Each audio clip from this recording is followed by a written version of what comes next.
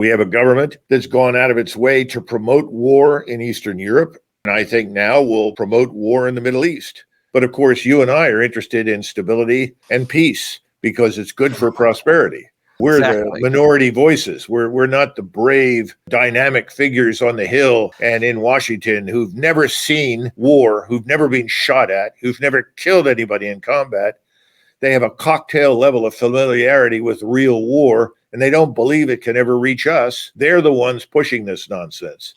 The fact is the United States of America is not going to let Ukraine alone determine the course of this war. And in fact, if anybody's going to end up in the driver's seat, it's going to be us, not them. It's just not the way great power politics works.